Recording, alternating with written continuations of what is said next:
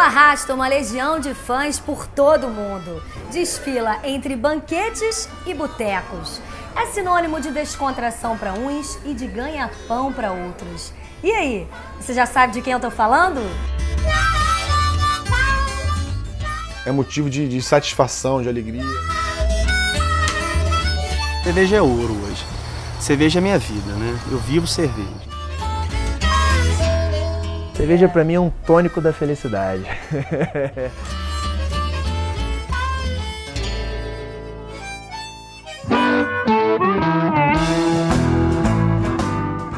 Ar puro, clima de montanha, dá até vontade de beber alguma coisa. Que tal uma cerveja artesanal? Fazer cerveja não é tão fácil quanto beber cerveja, né? Beber cerveja, você vai ali no bar, tá geladinho, você bebe na hora. Agora, fazer cerveja, você precisa de 12 horas, dependendo, a gente faz 2 levas num dia, então a gente fica 20 horas trabalhando aqui, depois mais 30 dias esperando a cerveja ficar pronta. Então é um tempo muito grande de espera e de trabalho. Serva, breja, loira ou morena, cada um chama como quer. Mas sabe o que elas têm em comum? O processo trabalhoso de produção. Isso todas elas têm. E o primeiro passo é a escolha do malte. São mais de 30 tipos de malte. Tem aqueles que dão cor, aroma, tem os belgas, os alemães e os mais tostados também. Mas peraí, a cerveja afinal é o suco da cevada ou do malte? Cevada é a planta. Quando você planta, você vai colher a cevada. Quando você colhe a cevada, você vai fazer a malteação da cevada. Essa cevada vai germinar. Quando essa cevada começa a germinar, quando esse germe está mais ou menos 3/4 do tamanho do grão, né, esse processo é interrompido. Depois esse grão vai passar por um processo de secagem nessa mesma cama. E a sêmola que tem dentro dele, o conteúdo dele, vai ficar sem umidade. Essa é a transformação da cevada em malte.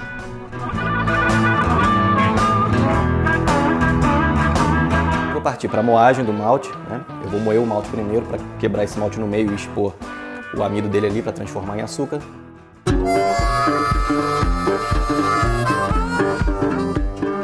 Dentro desse processo, nós vamos para a sala de braçagem, que é a parte quente da cervejaria. Cozinha, né? Que vai fazer o cozimento da cervejaria. Esse cozimento é importante você ter as temperaturas certas para cada cerveja.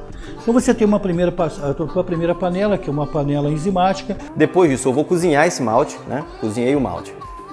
Extrair esses açúcares presentes no malte, eu vou passar para a filtração desse mosto, né? Vou separar a parte líquida da parte sólida. Depois que eu fiz isso, eu vou ferver esse mosto. Mosto é a cerveja que não está pronta ainda. Cerveja só é cerveja, tecnicamente falando, depois que fermenta. Então, tudo que a gente está fazendo aqui não é cerveja, é mosto. Nós estamos produzindo mosto e o mosto é o que a gente leva para fermentar. Então, o mosto não é só de cerveja. O mosto é de cana-de-açúcar. A cachaça, o que é a cachaça? É o mosto de cana-de-açúcar fermentado e destilado. Virou cachaça.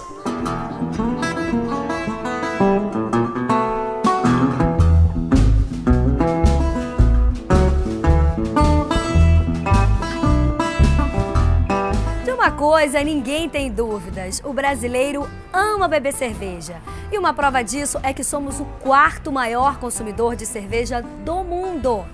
E as microcervejarias já abocanham cerca de 5% desse mercado. O Brasil produz mais de 8 bilhões de litros de cerveja por ano. Com um faturamento aproximado de 2 bilhões, o mercado gera cerca de 60 mil empregos diretos e 240 mil empregos indiretos.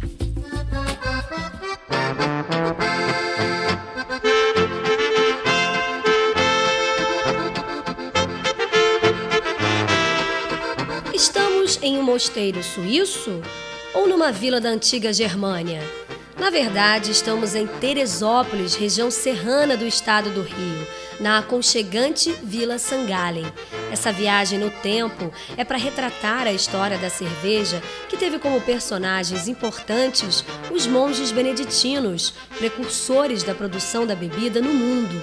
A busca pela mais agradável das cervejas continua sendo o lema da microcervejaria que funciona aqui. A gente tendo essa fatia de 5 a 6% é a participação das especiais e das artesanais no Brasil, com um crescimento anual de 25 a 30%. É um crescimento muito considerável.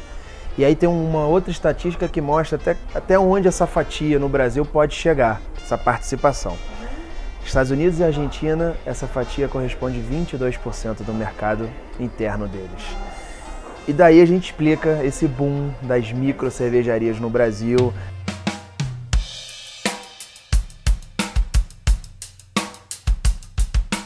O brasileiro se destaca perante os demais povos assim pela inventividade, pela mistura, né? Nós fomos, né, realmente um povo das misturas, então isso está passando para a cerveja. Então a cara hoje da nova cerveja feita no Brasil é isso, é mistura, adicionar ingredientes locais, ingredientes regionais, seja frutas, seja ervas, seja temperos. Eu sou dessa política, inclusive, eu adoro misturar, nesse ponto eu adoro novos sabores, buscar com novas combinações, né? Então eu tenho uma cerveja que é um dos carros-chefe aqui, que é uma cerveja que leva capim-limão, né? Então é uma criação minha, uma cerveja que não tem estilo, ela fugiu a estilos pré-concebidos de cerveja existente.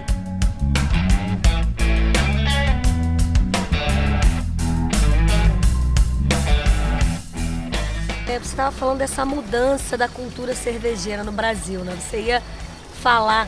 Como é que você observa isso hoje como fornecedor, como fabricante de sabores diferentes? Como é que você enxerga essa mudança, né, dessa cultura cervejeira hoje? Veja, o cervejeiro, de um termo geral, ele está atrelado a sempre buscar novos sabores. Ele não é um público tão fiel. Ele procura sempre estar experimentando coisas novas, mas logicamente ele vai tendo as suas receitas prediletas, receitas e marcas prediletas, né? O Brasil é muito rico em tudo, né? Tudo que é de tempero, especiarias, as comidas típicas brasileiras. Então, por exemplo, a própria rapadura que a gente usa, né? É uma coisa muito interessante. A gente tem aqui, no caso, a abóbora que eu planto aqui no meu sítio, a gente faz essa cerveja de abóbora. Então, a gente tenta enriquecer, geralmente, com ingredientes utilizados na culinária brasileira, né? Os estudiosos dizem que essa bebida tão cobiçada já era conhecida pelos sumérios e pelos egípcios há 6.000 anos antes de Cristo. Aqui no Brasil, quem trouxe a bebida foi Dom João VI, em 1808. Falam por aí que o rei era fã da bebida. E não foi à toa que ele decretou a abertura dos portos, dando uma forcinha para as primeiras fábricas no país. Todo mundo acha que o termo sommelier está ligado aos vinhos, mas já existem inúmeros profissionais que são especializados na arte de degustar cerveja. O João é um sommelier de cerveja. O sommelier de cerveja é responsável pela parte de avaliação dos princípios da cerveja e qualificação da cerveja. Há dois tipos de show na cerveja. Show são atributos. No lúpulo, que você pega o amargor, cerveja mais amargas, e no aroma também.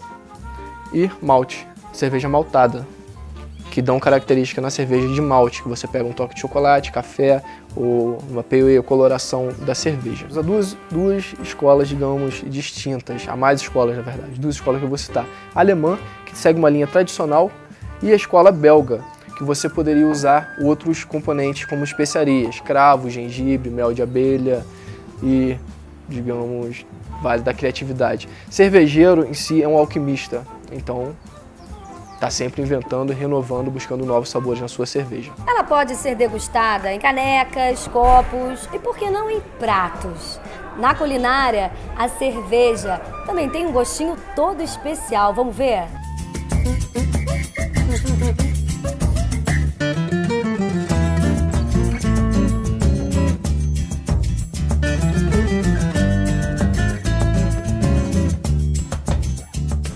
E isso é usado há muito tempo. Antigamente sempre se usou cerveja, na época de cerveja escura, né, que se usava mais, né? E hoje em dia, com esse Friburgo desenvolvendo esse polo de cerveja artesanal, e cerveja artesanal tipo belga, que tem cervejas especiais.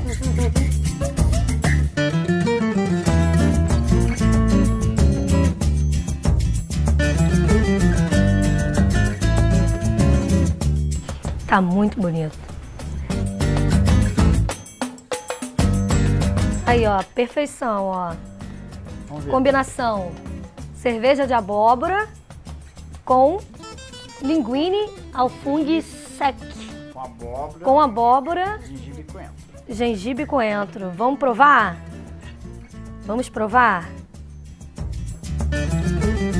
Maravilha.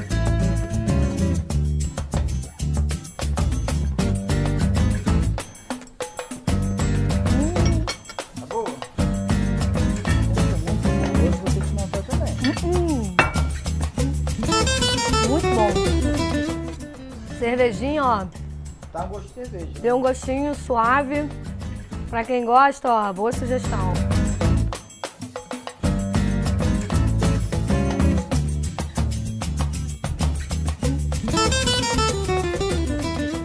Cerveja boa é sempre o que você procura. A cerveja que você gosta de tomar, na verdade. Há várias cervejas rotuladas como a melhor do mundo, a melhor. A melhor para mim é o que eu quero tomar na ocasião. Há vários tipos de cerveja, digamos como vinho. Cada ocasião, se tiver calor, eu vou tomar um branco, ou vou tomar um espumante, uma comemoração, vou tomar um espumante. Cerveja é o mesmo. O que eu procuro no dia vai ser a melhor cerveja para mim. Es wird wunderbar, ach bitte, bitte, bitte, komm mit auf meine Hütte, oben unterm Sternenzelt. Que tomava cerveja, o consumidor de cerveja era um público muito fechado, era de uma certa idade, uma faixa etária acima de 35, 40 anos, eram as pessoas que tomavam cerveja. E com essa oferta de cerveja hoje, você vê jovens consumindo cerveja, degustando cerveja. E hoje o pessoal já se preocupa em não tomar mais uma caixa de cerveja, mas bebe menos, mas procura em provar outros rótulos, outros estilos. Porque é a maneira da gente se reunir, da gente se encontrar uma vez por semana, ou de 15 em 15 dias, mas o mais certo da gente fazer isso é uma vez por semana, da gente se encontrar e tomar o Schwarzbier, comer salsichões, ouvir música alemã, cantar música alemã, tá entendendo? Isso é uma coisa que a gente não abre mão. A cerveja é o item número 1 do negócio, né? Ninguém vem aqui para beber Coca-Cola ou água. Você vai procurar saber de onde vem o malte, de onde vem o país, por que é fabricado daquele jeito. Então, bem ou mal, você acaba comprando livros e você acaba adquirindo conhecimento por causa da cerveja. Ein Prost! Bitte, bitte, bitte, komm mit Wunderbar. auf meine Hütte. Oben unterm Sternenzelt, da zeig ich dir das Glück der Welt. Ach bitte, bitte, bitte, komm mit auf meine Hütte. Oben sind wir zwei allein und können glücklich sein. Dort auf Bergeshöh ist Einsamkeit und Ruhe. Dass ich dort zufrieden bin, ja das verstehst auch du. In der Hütte drin, da machen wir's uns warm. Denn ich zünd ein Feuer an und halte dich im Arm. Ja, ja, es wird wunderbar. Ach, bitte, bitte, bitte, komm mit auf meine Hütte.